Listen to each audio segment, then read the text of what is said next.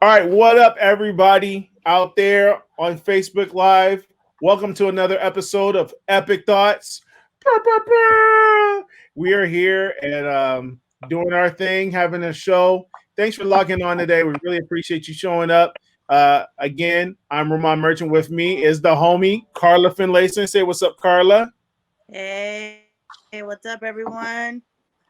And also today we have a special guest. He might as well just join the show. He wanted to get on so much. And but my homeboy, Mr. Trammel Orr, say what's up, Trammel? What's good? What's good? Facebook, Instagram, whatever gram you're on. What up? Yeah, we are trying out some new technology right now. So it's going to be add a little bit more depth to our show. So we're excited to see what's going on today. We haven't done a show in like a couple weeks. The last time we did a show was unfortunate incident going around with George Floyd, and here we are. This is mid-July. Actually, it's July 2nd. It's the second day of a new month, July 2nd, and we are in a very interesting stage of life. If you're listening to us on iTunes and you have not, and this is one old episode that you're just archiving, and it's like 10 years ago. Let me tell you, 2020 was crazy, and it's been nuts. The last 3 months have been the craziest 3 months I've ever had or I've ever seen in my life. It's just been absurd. We've had systems of we've had protests, we've had major cities being taken over by people. We've had a pandemic that's been going crazy. We're hitting astronomical numbers, and people thought we were out of it, and now we're not out of it. And even on top of already a interesting economy, on top of people not being able to really um, be confident in who they are. People are fighting over just stupid stuff. People arguing over presidents and whatever. I've decided, let's take this episode and talk about what we should have learned in the last 3 months. Like what should have been something that we talked about. What kind of things have been opened up? First of all, before we get into that, Karla, we'll start with you. Oh, Talk to me. I wanted you to start. Oh, I was going to ask you a question first before we get deep Oh, I'm into like, it. whoa, whoa, whoa. So Okay. we lost Trevor for a second, but I'm pretty sure he'll come back. Uh, Yeah. let's start with you, Karla, for a second until Tremel come Okay. back. Um, Okay. what's been the last 3 months been like for you? Um.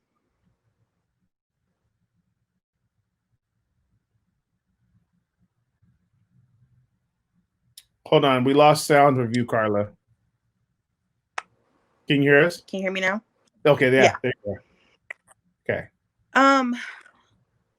It's been full of honestly learning how to just adjust, figuring out.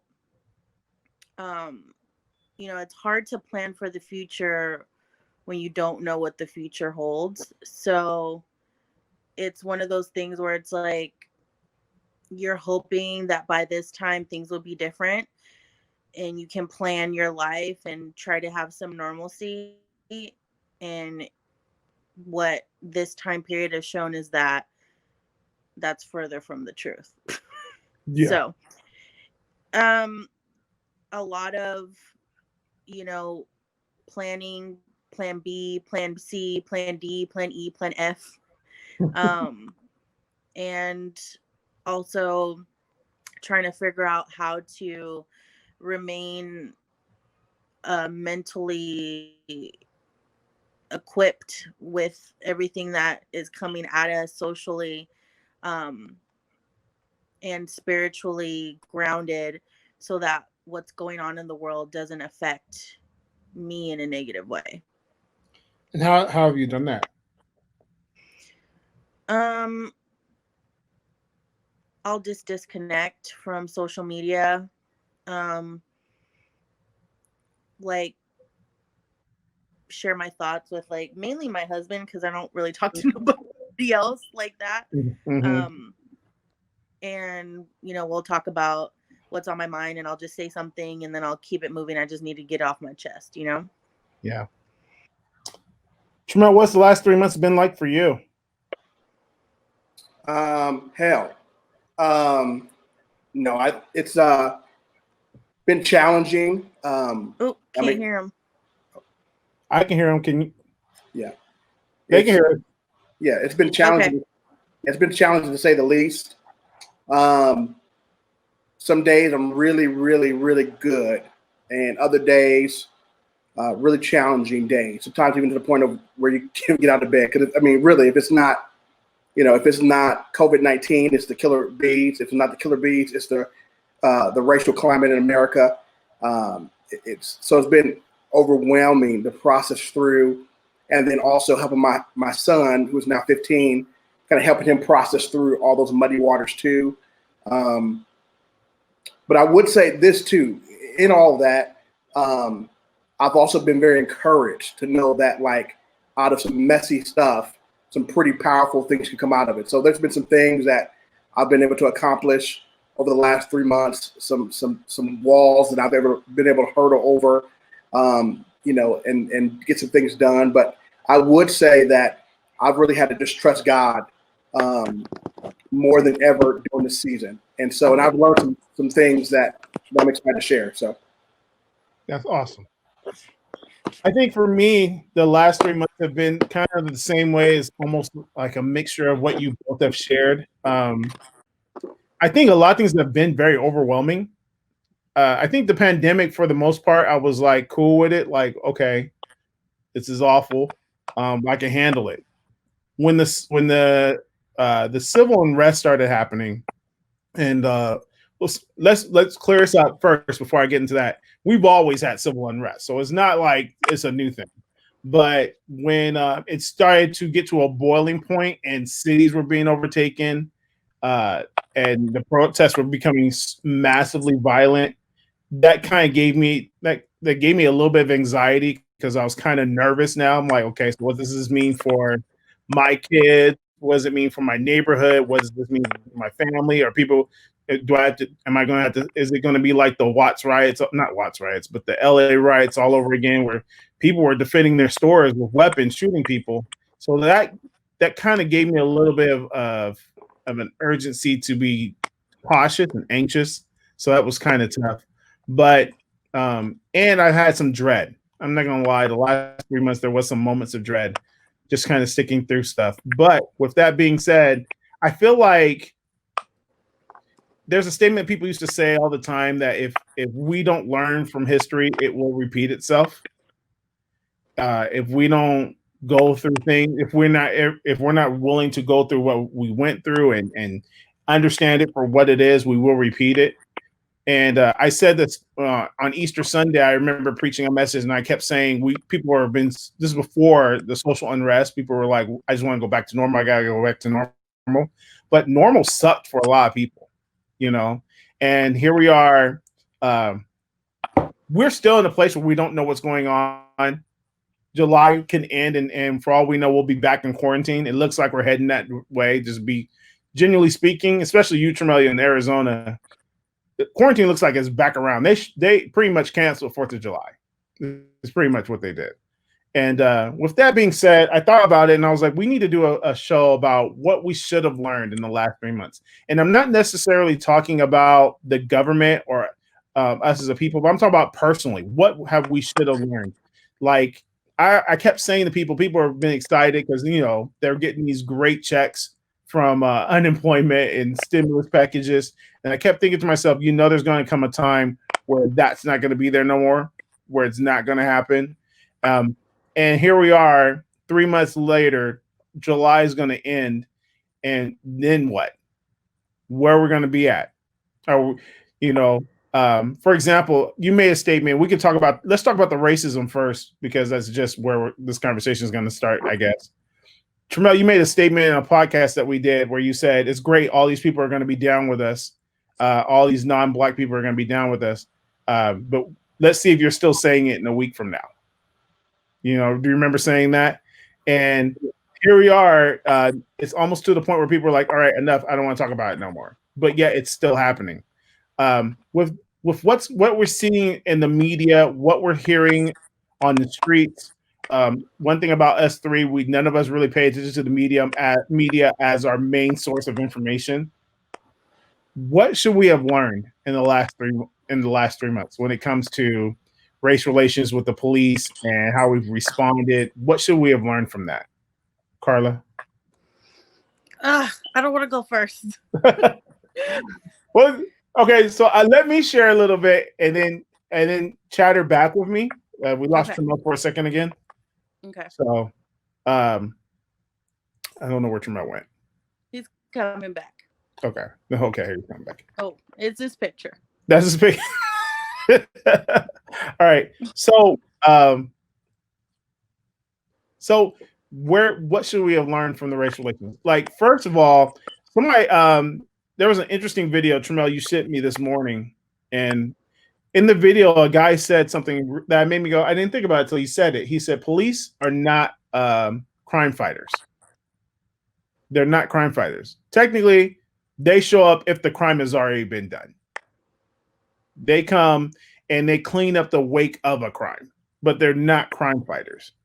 And I think this is a lesson that needs to be taught just for us and for officers at the same time, that they're not crime fighters. They're not here to look for the bad guy and stop the bad guy. I'm trying to stay in the middle of the camera.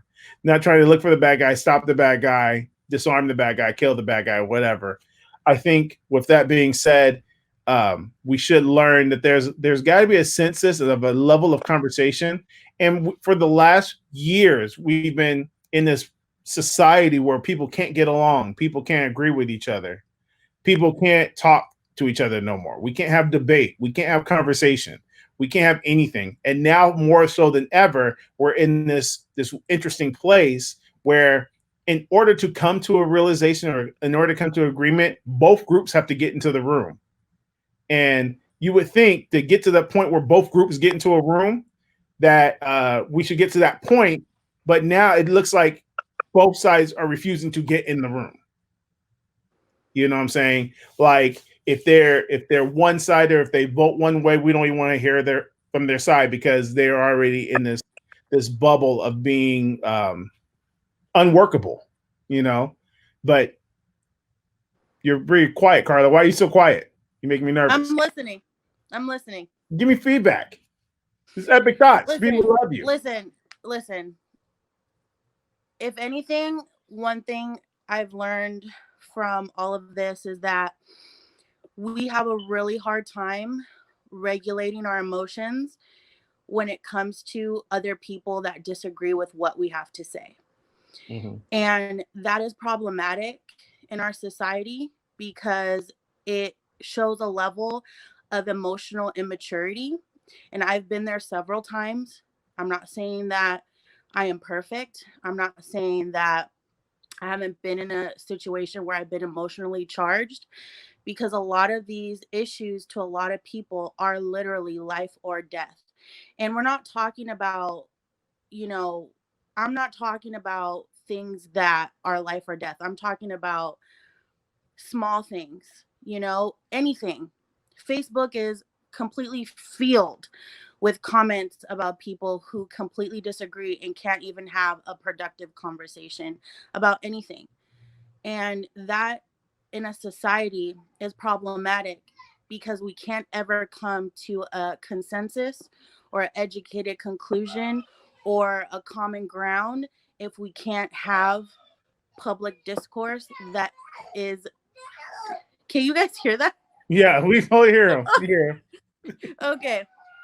Sorry. So we can't ever have a discourse amongst each other and come to productive solutions if we can't regulate our emotions when people disagree with our positions. And at the end of the day, whether you agree with somebody or you don't, and there's some non-negotiables when it comes to people's personal, when it comes to your life, like Black Lives Matter. Yeah, your life matters. That's a non-negotiable. I'm not talking about that. I'm talking about like people can't even come to a consensus if we should wear masks or not.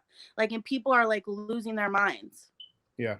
So there's a lot there's a lot of social disagreements, but why is it that we can't regulate ourselves enough to have a conversation with somebody that believes differently than we do? That to me is problematic.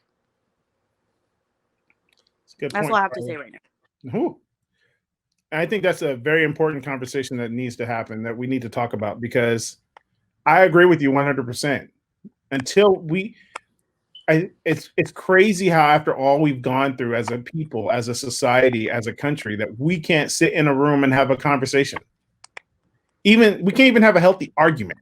Like, Right. I'm talking about even a healthy argument. Like me and you, we've had arguments, we've had debates, but it's never ended our friendship. And so you would think at this point there's got to be a little bit more respect, of an inkling to see the other person's perspective, to see the other side of the argument. And you're right, we can't even discuss masks without people getting in their feelings. You know, I was going to ask Trammel Trammel to put in on this, but he kind of disappeared again. He must still have that 4G. I'm just kidding. You got the 5G, Trammel. You got. But also too, like, you know, you brought up something about repeating history. I have realized in these last 3 months, and actually doing this show with, you know, Epic Thoughts, doing research and doing a lot of reading, we as a people, the American people, don't know enough about our American history. And that is also problematic. You know, we don't know enough about, you know, I've said this, I've had this conversation with you, Rohmon, I've talked to my husband about this. Black history is American history, and there shouldn't be a distinction between the two. It needs to be taught congruently with American history. Everybody needs to know the history of this country. I am the only person in my family that was born here, and I don't know a lot about American history. I'm learning, but I didn't learn any of that from school, like nothing. And so I think what's happening right now in our country is a portion of not understanding the roots of a lot of our history. And that's also problematic. That's awesome. That is a problematic. And that's something that I think we can add on to. You know, we should have been knowing this stuff. We should be learning this stuff. We should be eager to understand another person's side. We should be eager to look at what the other person feels and how they feel about certain situations and scenarios. But we're still stuck here, and that's why I'm feeling a lot more dread when I think about it. So I try not to. I try not, like you. I try not to look at the news. I try not to. I'm gonna stop following people on Facebook as well, because there's like the ignorance of people is just blowing my mind at this point. Like what we're seeing. But why? Why unfollow them? Why not have a conversation with them? That's like, it's easy to unfollow people, but why not talk to them? Well, see, here's the thing. I would love to talk to them. I would love to talk to them. But I don't believe you can change anybody through Facebook. Right. You know? Call them. Text them. Right. I mean, if they're a close friend like that, like if you put something off of blast, I was like, what? I'm going to call you. You know what I'm saying? Trammel put something out there that's doesn't make sense. I'm going to call you. You know what I'm saying? So I am going to make that call. But I'm talking about people who are acquaintances that I really haven't talked to in 10, 15 years. You know what I'm saying? And you could be ignorant. Like you could totally be ignorant on social media, and that's funny. But I'm talking about people who just don't have any kind of sense, you know, because their conversation is, first of all, the conversation is going to be argumentative. We're not going to get anywhere because I ain't never seen one person. I've never seen a comment on a post on Facebook or Instagram or anything where somebody goes, "Yep, you're right. That makes sense. I changed my mind now." Like no one's ever changed from social media like that. But in addition to that, like there's a lot of things on my social media that I don't agree with people, but nobody ever moves me emotionally because I don't allow it to the point where I want to unfriend you, because it's not that serious to me. You're gonna do what you're gonna do, and I don't know, I just don't feel like Now, unless it's like something completely outlandish, then fine. But It's outlandish. ultimately, It's normally outlandish. yeah, then I don't know. If Then maybe. it's completely outlandish and it doesn't help anything, and it's like every post is about it, you know what I'm saying? And I don't have a relationship with the person. That Like, but have you ever thought like if you're being offended because you're the one? Like, I've thought that too. Like, what is something wrong with me that this offends me, or that I'm upset about it? Like, I need to think about why I'm offended by this. I'm offended because it's ignorant, mostly because it's ignorant. Okay. Yeah. Trammel, what about you? What some things that you've been going through as it equates to what should we have learned when it came to the issues of race and what I was talking about? Let's talk about race first. What should we have learned? Well, I think it's a two-way conversation. So I think that obviously I am black. I've lived black for the last 42 years of my life. Very proud to be black, African American, colored, whatever you want to call it. But also, I realized too that I can't put everyone into the racist box or bucket if I don't know where they've come from in their life. Meaning, I can't put a person that either has been an acquaintance or a friend of mine into their racist bucket if I know that they were raised in the hills of North Dakota and had never seen a black person until they met me. I can assume that they understand to some extent the black experience. Now I can't assume if it's a friend that I've known for 20 plus years and they've known me and they just never care to ask about the black experience. That's a different conversation. But I think oftentimes we're so quick to put people in the racist bucket, and I almost feel like oftentimes the racist bucket is so far from where we are, and we know when someone's racist. I mean, straight up, we know 1,000% when someone's racist. Not only do you feel it, not only do they have to say it, but you can just tell that they're racist. But sometimes people are just they're bigots. They have biases. And sometimes their biases have to do with how they were raised and how they were brought up, and maybe they weren't ever exposed to anything else besides their ethnicity. And let's be honest, let's keep it straight in 1,000. I have some biases towards my own race too. When I drive into certain neighborhoods, I lock the doors too. Come on, let's just keep it 1,000, right? When I drive into certain neighborhoods, I'll never see somebody get out the car too. Okay, let's just keep it. I carry right concealed, and so sometimes I have it locked and loaded too, and I know I'm getting out to go to the grocery store in certain areas too. But that doesn't mean I'm racist to my own race. That just means I have some biases, and that's okay. But then the other thing is sometimes people are just ignorant and ignorant because they've never ever experienced someone from a different ethnicity, nor or and they never ever care to ask the question about that person's experience. So I think it's a two-way conversation, and I think that we do ourselves a disjustice if one race or one ethnicity tries to make all about just ourselves. Which let me make it very very clear in this very moment and season.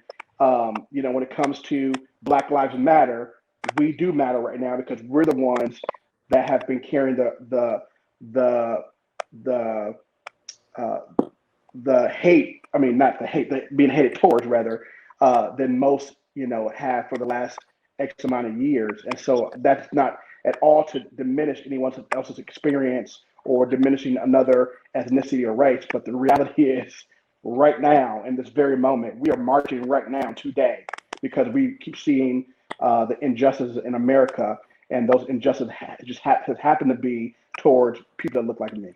So I don't know if that answers your question. So I want to add something, Pastor Trammel.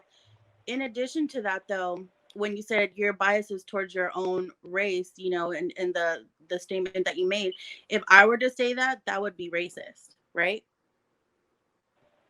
I couldn't hear what you said, Karla. Oh, can you hear me now?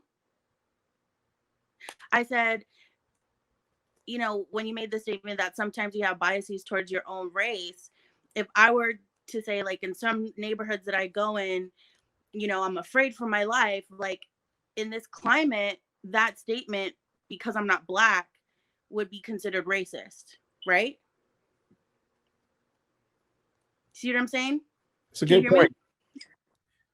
Terrell, basically what she's saying is if she would make the same statement that you made, because of, you know, when you said talk about being biased, and she made the same comment and said, oh yeah, if she made the same comments, would that be considered racist? He keeps muting himself. You're unmuted now. You're muted. Okay. I don't know what's happening. I don't know what's going on. You're muted. You are muted. There you go. There you go. No, I know I'm muted. I can't hear you guys at all. I know I'm muted. After I talk, I mute myself. Oh, but you can't hear us? I can hear you. I hear. We hear you. Okay, well, there goes Trammel. Okay, well, there it is. I want to read a comment on a post. So somebody saying Heather is speaking for herself that there are times as a white person. Oh, there it is. You posted it? Yeah, speaking for myself, but there are times as a white person that I'm afraid to ask my black friends about their experience because I'm afraid I'll be judged for not knowing. Or I'll ask a question in the wrong manner. However, I would love to know. That's good. I'm afraid. And that's honest and that's fair. Mm-hmm. I mean, I would say to that, then maybe those people aren't really your friends. Yeah. Can you hear me now? Yeah. Yes, we hear you now. Okay. I would say to, I believe her name was Kate. Heather. Yeah, Heather. Heather. Okay, Heather. That's a great thought. But I would say, kind of like what Karla said, those people are not really your friends. Because here's reality. The reality is, I'll give you a perfect example. So I have one of my other best friends besides Rohmon here, because Rohmon's one of my brothers, is a friend named Sean. He is white to the white of the white of the white, right. So he is, I mean, you know, the whole shebang, right? And but we've been best friends for 20 plus years. And several weeks ago, in the height of the whole racial climate, he sent me a text message, and the text message read, "As a white man, I can never understand," and I stopped reading the text. And here's the reason why I stopped reading the text. And I told him that the next day. I said, the reason why I stopped reading the text is because he doesn't have to send me a text like that, because I know his heart. My son calls him Uncle Sean. His daughter calls me Uncle T. We've had thousands of conversations behind closed doors, on cell phones, at coffee shops, over dinner, about the black and white experience. And so there's never a question that he would ask me that I would feel offended, that I would feel some type of way, be frustrated, or be willing to lose a relationship with him, because he's my friend. Not only my friend, he's family. So I say that to say all this, to simply say that I think in this season 2, you begin to really figure out who your real friends are and who they're really not. And real friends, real family, have tough conversations. They ask tough questions. They listen, not to come back with a quick answer, but they listen to be empathetic. They listen to try to understand. And then also they listen so they could somehow, in their small way, in their world, try to make some change that maybe that ethnicity can't make for themselves. It's pretty great.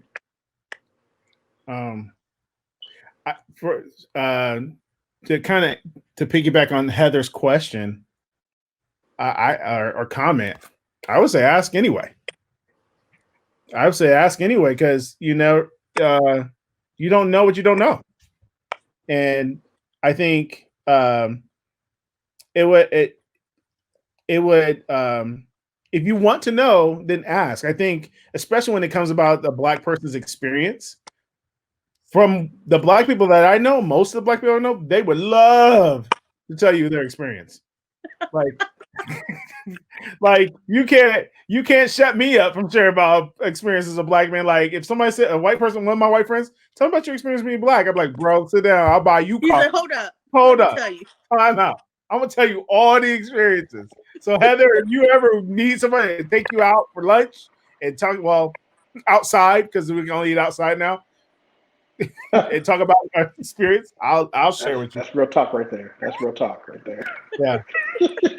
No inside dining, my friend. No inside Come dining. on. We'll eat outside. But you know, Come I think on. that's probably one of the things that we need to learn. Like, if we don't know, ask. agreed. It's okay to not know. Like, we used to make fun of people who are ignorant. I mean, to be ignorant for ignorance sake, yeah, we'll make fun of you. But if you don't know, it's okay. I think we live in a world where people feel like it's not okay to not know. Like, Right. Well, that's where I go back to those 3 buckets. I mean, if you don't know because you're ignorant, that's okay. Let someone educate you. If you don't know because you don't want to know because you have some biased opinions on what you think it is, then that's a whole nother thing. Then also, if you are a person that's straight up racist, which is a far bucket, you don't know because you really don't care to know. Period. Right. Point blank. Yeah. So yeah, right. Ask the question. Ask away. Yeah, definitely. Remind to pay for your dinner too. Outside. I will. I'm very gracious. Outside though. Outside. He said we going to McDonald's. We're going to the habit. Girl, get whatever you want. Girl, get whatever you want. Whatever you want off dollar. Whatever. You can have whatever you like. But look, if you go over $20, then I probably won't be eating.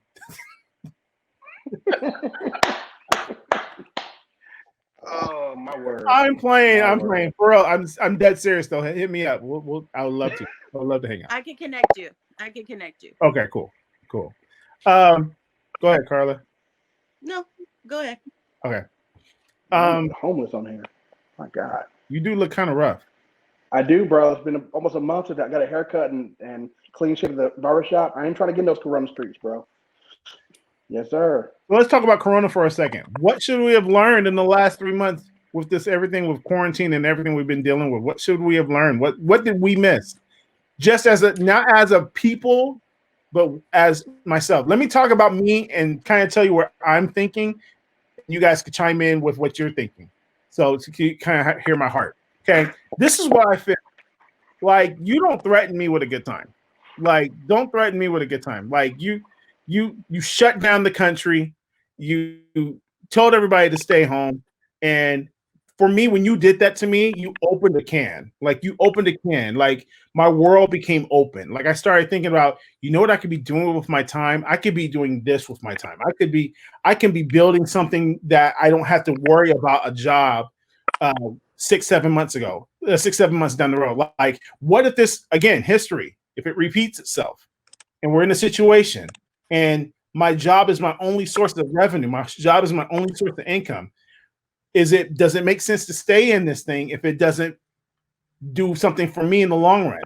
There's a list of projects in the back burner that I've been trying to do for years, and you gave me time off. I'm going to get that stuff done. But here's the thing. People are like we were mad. People were picking in with AR assault rifles because they couldn't get their haircut. But like, that's not why. I know, but I'm just saying. Don't do that. No, you're putting too much on it. You're putting too much on it. It wasn't a haircut, but they weren't bro. mad People want to go to their favorite restaurant. Come on. All right, people want to go to their favorite restaurant. People want to work. Not everybody got that unemployment. Right. Not everybody got the unemployment. Not everybody got the unemployment. So then shouldn't that be something you learn too? Like, okay, I'm in a certain situation where I'm not going to get taken care of in the long run. Does that make sense? I need to do something. Or is it just me? Like, if something goes down again, let's say they go down again, they don't let us go back to work for another 2 months, right? There's people whose jobs are shut down, right? Mm-hmm. And some people probably won't go back to work till January. There's some people who won't go back to work till January. Wouldn't you think at some point you'll say, you know what? I'm just talking out of my heart because I really want people to really be blessed. But what if they say to themselves, you know what? I'm not going to put myself and my family in this situation again where I'm reliant on this. And I'm going to do something about it. Or is that asking too much for people? I think what you're saying is accurate in the sense that you shouldn't rely on something else as a source of income. per se. Is that what you're saying? Yeah, That okay. in some aspect, yes. Okay, so back to the AR rifle people protesting because they couldn't get their hair cut. A lot of those people were people that were only reliant on their self-employment income. A lot of those people didn't qualify for government funding. That's why they wanted the economy to open up. So I think it's a double-edged sword because you work to not be reliant on something, but then the government is taking that right away. So I mean, that's a tough one. It's a tough one because you're being forced to rely on something that you're not eligible to. So not everybody's situation is the same. Not everybody had the luxury of being at home, getting an extra $600 a week, making more in unemployment than they were at their regular job. Mm. Now, let me say this You about. know what I'm saying?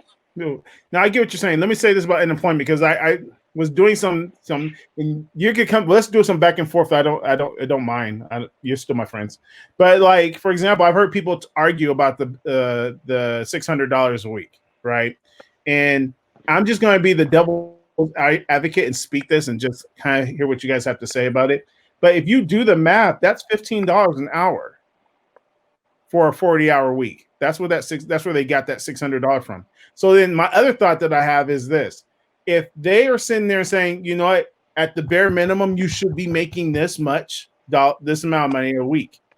And people are not making that amount of money a week, even when they were working. Shouldn't this be a wake-up call to say, hey, you know what? I need to kind of do something better I need to start living above the line. I need to make some choices and make some changes to better my situation and my place where I'm at with my family.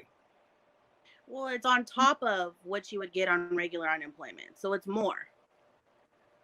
Right, but so that's not. Yeah, but unemployment is still just like $100.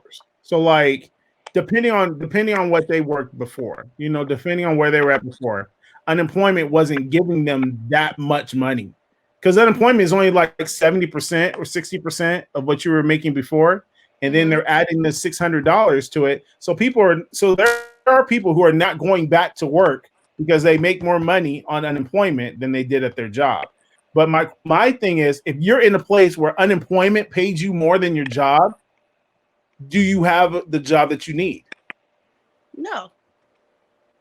Then again, so going back to for the last 3 months, should you have figured out that maybe I need to do something different?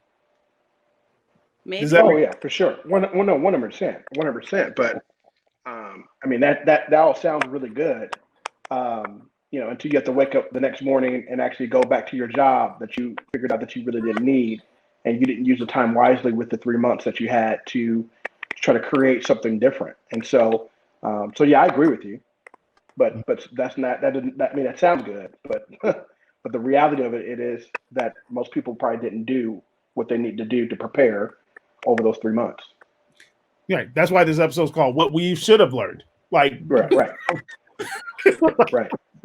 What you should have learned.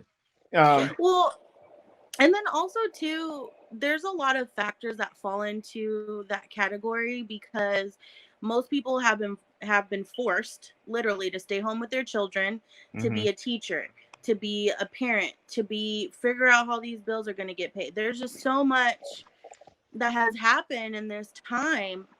And my hope is that people have reflected on their choices or on their past patterns and learn something. Like the scripture that the saying that keeps coming to my mind throughout all of this is be prepared in and out of season.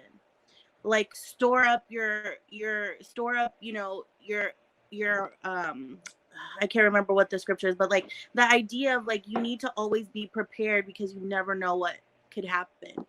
And that is something that I feel the Holy Spirit has been telling me this whole time, is to be prepared for what's to come.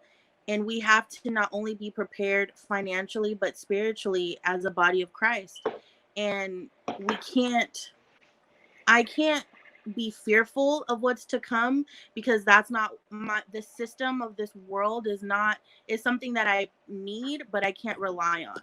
So every single step that I take, I'm just trusting God because I don't if this has taught me anything, this has taught me that I don't have control over what is to come. That's it. Trammel, what do you think?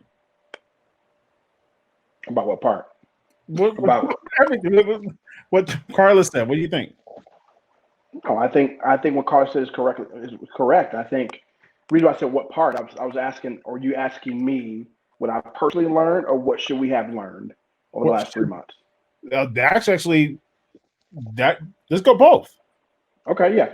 I think what I've learned over the last 3 months is I thought I trusted God, and I realized over the last 3 months I really don't. And I'm talking primarily when it comes to my family. I thought I had a very good grasp on what it meant to trust God. I thought I had a very, very good grasp on what it meant to, to believe and trust that He had my whole life planned out, that I was taken care of. And what I realized was I believed that, and until it came to me trusting God, when it came to my family, when it came to my wife, when it came to my son, not really, if I could be honest with you, not really when it comes to my finances. I think I just genuinely trust God with that. That it's not mine, it's His. But the one thing I hold on to very dear to me is this whole idea of me wanting to do things to make sure that I protect my family. And I'm really learning that I just don't trust God in that area of my life. And guess what? What I'm really learning is that's okay. That's okay. I can get super spiritual. I'm like, well, what God? Nope. That's okay. That's okay. I'm learning to trust Him to be my Father. Again, I thought I trusted Him as my Father, but what I'm learning more and more and more is that I trust Him to be my Father when it comes to certain things, but I don't trust Him to be my Father when it comes to protecting my family. And again, that's okay. What I've learned is just like Karla said, to prepare better, when it comes to our financial well-being. God's really blessed us over the last several months as we've been in quarantine, even in the midst of losing one income. God's been faithful. He's been super faithful. But just on our end, really trying to make sure that we're prepared for the what ifs in life. And I think again, that goes back to me trusting God. So if I could be frank, I think all of it has to do with me going back to trusting God a little bit more there, And but I feel like that's our fight of the faith. Our fight of the faith is not the devil. He's a defeated foe. He's under our feet. I'm not tripping about him. That doesn't stress me out. But I think the fight of our faith is when we really trust God. When we really trust Him. And that's, I'm be honest with you, that's scary, man. I'm sorry. We could say what we want to say. We get all super spiritual. We could act like we're hovering on hoverboards in the spirit. We can act like we're holier than thou. We can act like we got it all figured out. But the reality is, that's really scary. And so that's what I'm learning, man. I'm learning how to really trust Him in some areas. So. One of the greatest lessons that I learned in the last 3 months is you have to be able to look at stuff in your life that you don't want to look at, right? So somebody made a statement in a book, actually Doug's book, where he says current reality is an acquired taste.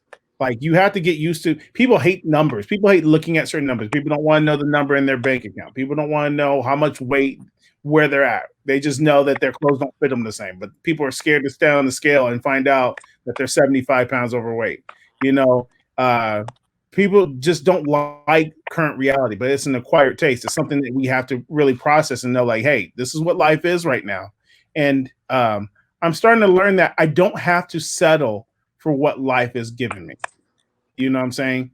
Like I don't have to settle for living below the line. I don't have to settle for doing what my parents always did when it comes to finances or when it comes to raising kids or relationships. I don't have to live my life the way that other people have lived it or the way that I feel like it's the way that I should live it. And the last 3 months has given me the reason to look Hey, at what? Explain to people what living above and below the line is, because if they don't know, they might be going, "What the heck is he talking about?" But explain what above and below the line is.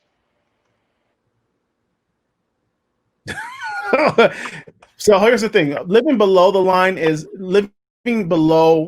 It's not necessarily a number. It's not necessarily something that you can break down. Living below the line is a mindset, right? It's a mindset that doesn't serve you, and it doesn't help you get to where you're trying to be at. Like people, you ask people, like I ask people all the time, what is it that you want? What do you want out of life? What do you want to do?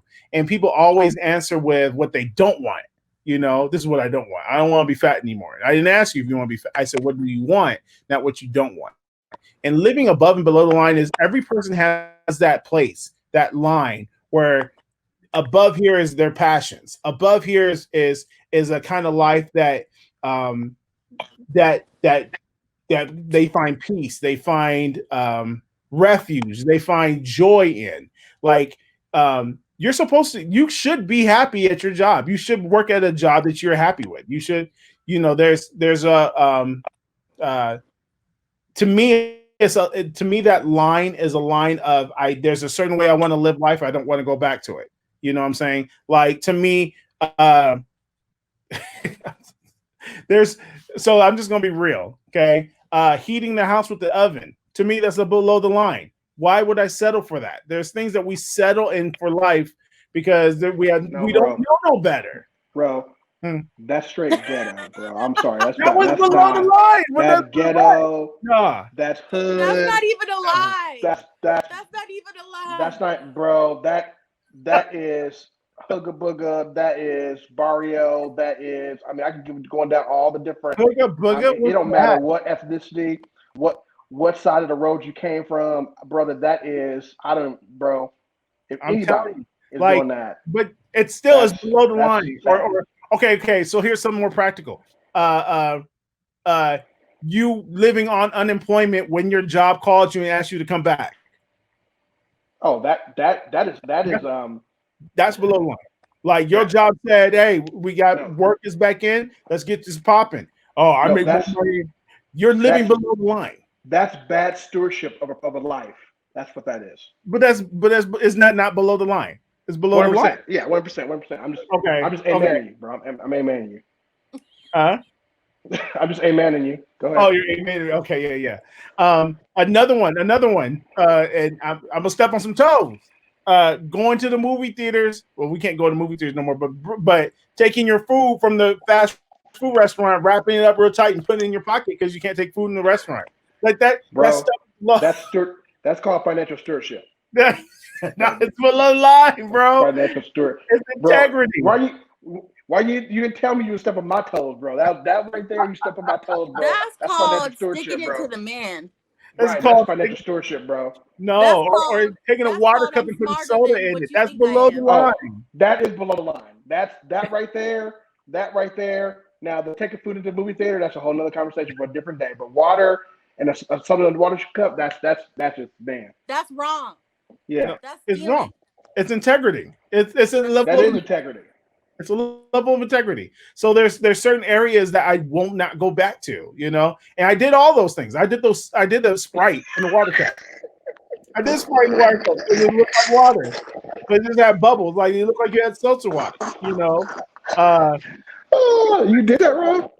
Oh yeah, I did that for sure. Just last week, For the simple fact that you put Sprite in your cup so it looks more like water is shameful. It's shameful. It's shameful. You should, because we all know you like cherry Coke. I know, and I hated every second of it because I wanted the dark Coke, but I didn't want people to judge me that I had dark cup. I'm judging you right now for you saying. Wait, here's one I did. Here's one. This is real talk. Real talk. Carl's Jr. used to sell Famous Stars for 99 cents, but to add cheese, they would add 65 cents to it. So I would go to Ralph's, I would buy a pack of cheese, and then I would buy my Famous Stars, and I put my cheese manually on top of my burgers. And I used to do that. I used to do That is the most horrible thing I've ever heard. If my friends were with me and they'd be like, "Oh, I want Family Star," because it was 99 cents without cheese. So my friends were like, "Oh, I want Family Star with cheese." I said, "Bro, don't get cheese. I got you. Just get the Famous Star 99 cents," and I would give them the slices of cheese they could put on their own burger.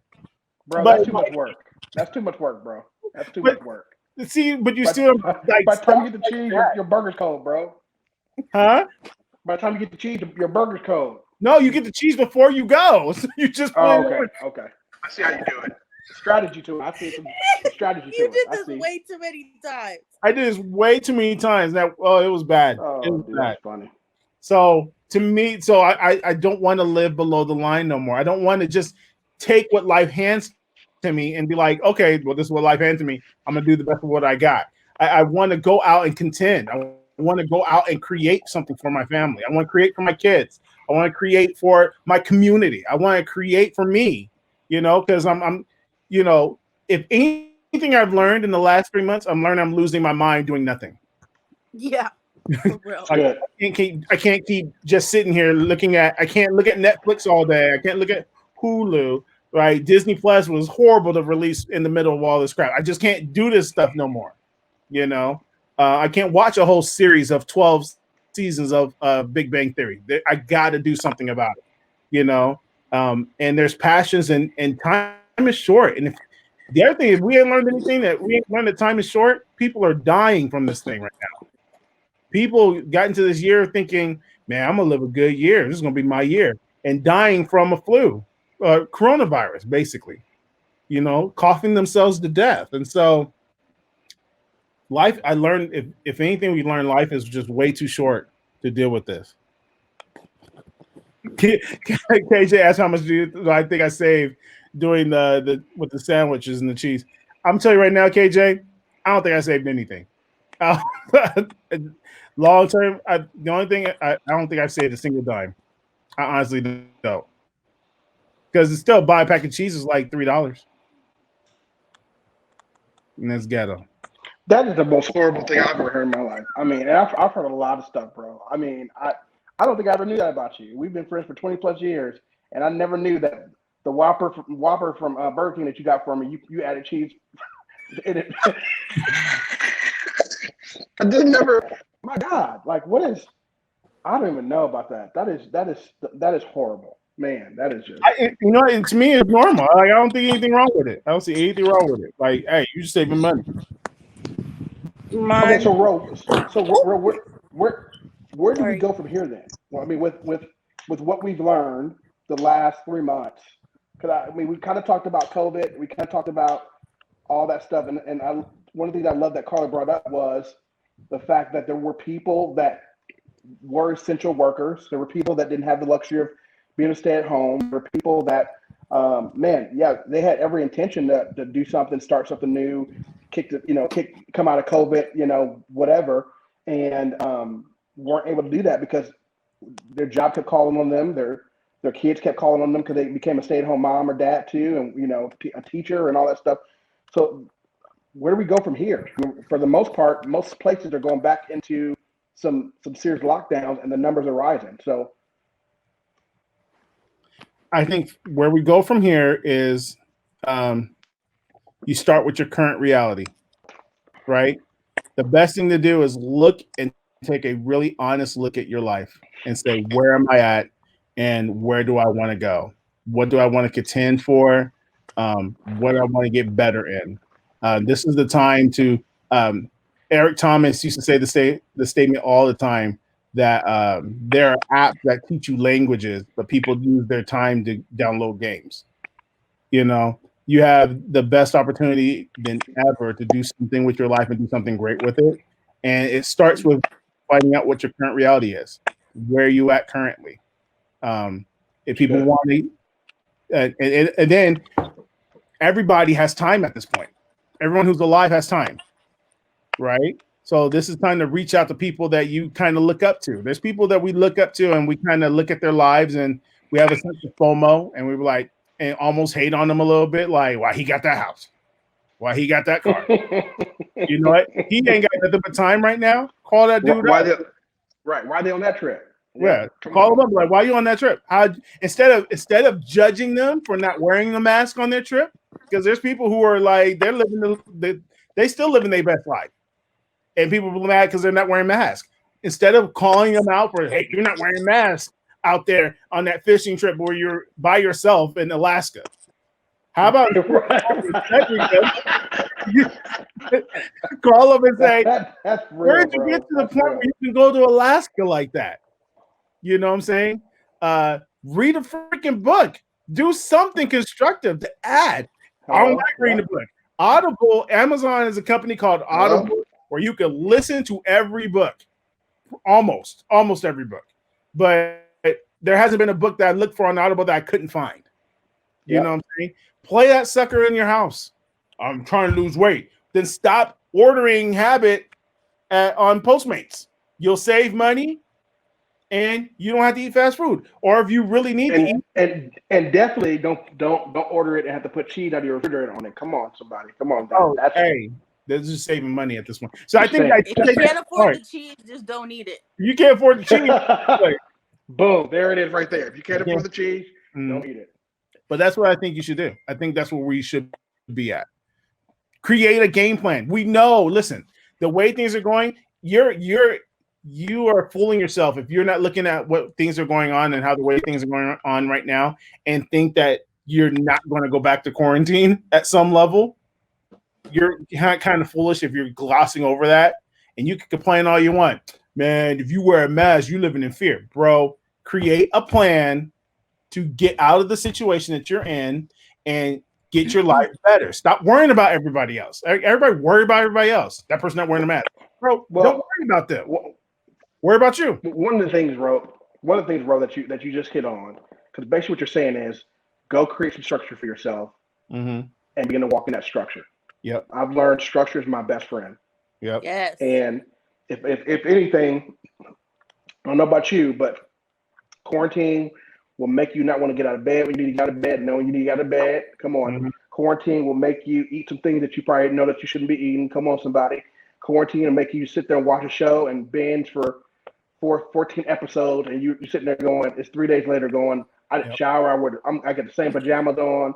But structure, what structure does, it causes you to put yourself on a schedule that say, okay, I'm going to get up in the morning at this time. For some people, they've had the luxury of quarantine and staying at home. For other people, they've had to go to work. Well, just because you have to go to work at 9, you can get up at 7 and create some structure in your life to get up, eat a good, healthy breakfast, read a book. You know, if you're a person of faith, jump into your word, spend some time in prayer. All those different things are things that you can begin to build. If you want to build a business, put structure in place to say, I'm going to put X amount of hours per week towards this business. If you want to go create something new on your social media platform, go create structure and begin to build that.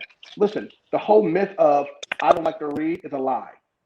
I learned when I was 19 years old, somebody made this statement to me and it changed my life forever. And they said leaders are readers.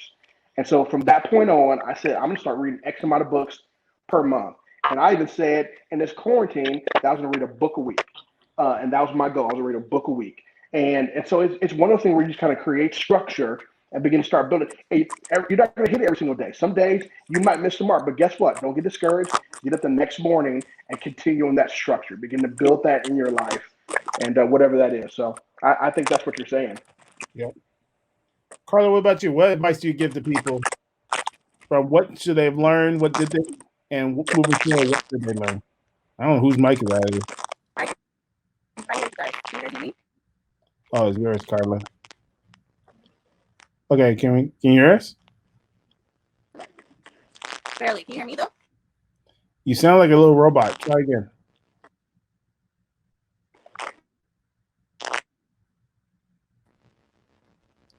How about now? Yeah, you sound better. Oh, no. I can hear, but I'm just gonna say what I was gonna say. Actually, everything you guys have said has been really good. Creating structure. One thing I have learned is that I really need to captivate the thought that comes into my mind and not allow things to just run rampant. Like when you have time on your hands, you think a lot. And I think structure, grounding myself and spending time with my family, realizing that like I'm going to be young forever.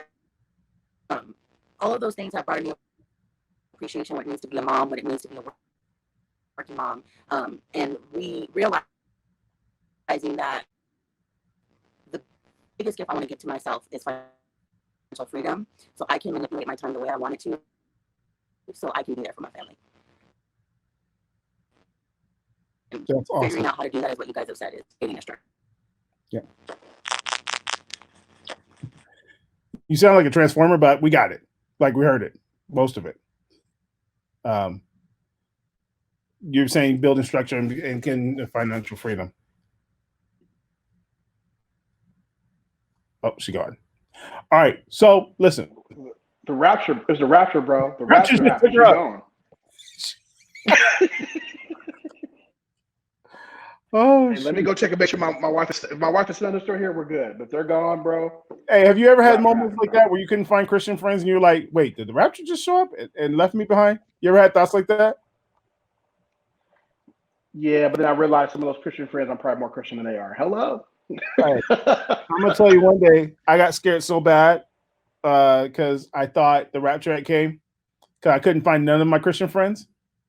And I couldn't get a hold of my mom. I couldn't get a hold of my sisters. And then I ran across the street to my neighbor's house because I knew that they were Christian and they didn't answer the door. So I called my best friend because I knew he was Christian and he didn't answer the door.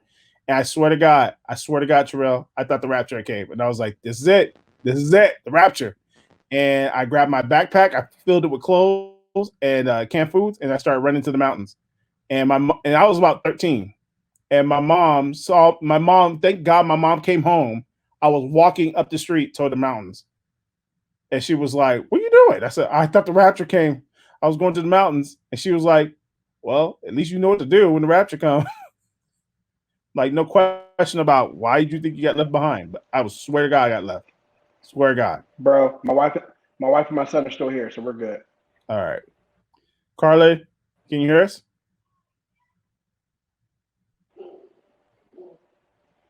Okay, so we don't hear Karla. All right. I think the rapture happened, bro. I think she's a frozen picture of nothingness.